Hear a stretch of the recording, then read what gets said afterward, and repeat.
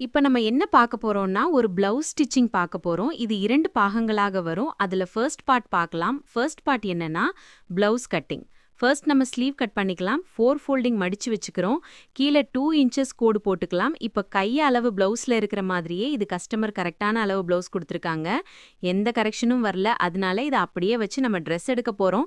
ஸ்லீவ்ஸ ஸ்ட்ரெயிட்டா அயர்ன் பண்ணி எடுத்துக்கோங்க. அயர்ன் பண்ணி இப்ப வச்ச உடனே ஸ்லீவ்ஸ வந்து கரெக்ட்டா மார்க் பண்ணணும்.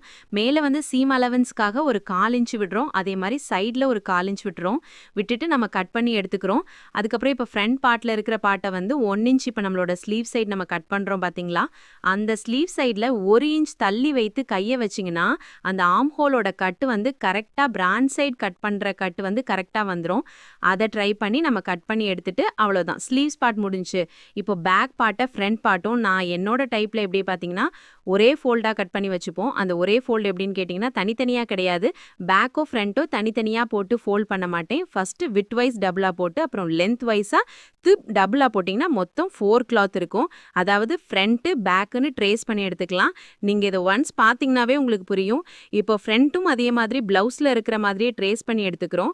இதுலயே வந்து நம்ம பேக்கும் வந்து மார்க் பண்ணி எடுத்துக்கிறோம்.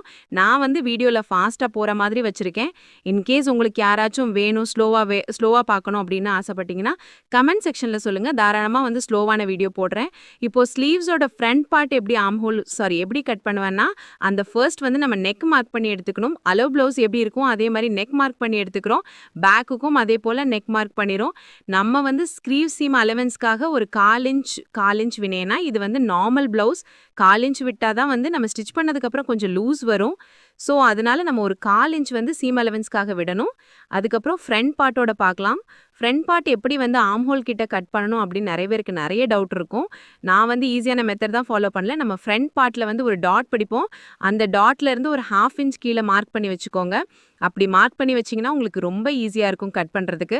உங்களுக்கு இன்னும் தெளிவான வீடியோ வேணும்னா கமெண்ட் பண்ணுங்க. நான் வந்து சொல்லி தரேன். அதுக்கப்புறம் வந்து பேக் பார்ட் இதே தான். அது பேக் பார்ட் வந்து ஃப்ரண்ட் பார்ட்டை விட ஈஸி. நம்ம ஆல்ரெடி ஃப்ரண்ட் பார்ட் கட் பண்ணி வச்சிருக்கோம் பாத்தீங்களா? இத வந்து மேல போட்டு நீங்க போட்டுட்டு இங்க வந்து எப்படி கட் பண்ணணும் அதை விட ஒரு 1/4 இன்ச் எக்ஸ்ட்ராவா விட்டுட்டு 1/4 இன்ச் அல்லது ஒரு 1/2 இன்ச் கிட்ட எக்ஸ்ட்ரா விட்டு நான் ட்ரேஸ் பண்ற மாதிரி ட்ரை பண்ணி எடுத்தீங்கன்னா உங்களுக்கு ஈஸியா இருக்கும். உங்களுக்கு இந்த வீடியோ பிடிச்சிருந்தா மறக்காம லைக் பண்ணுங்க அண்ட் கமெண்ட் பண்ணுங்க. தேங்க்யூ.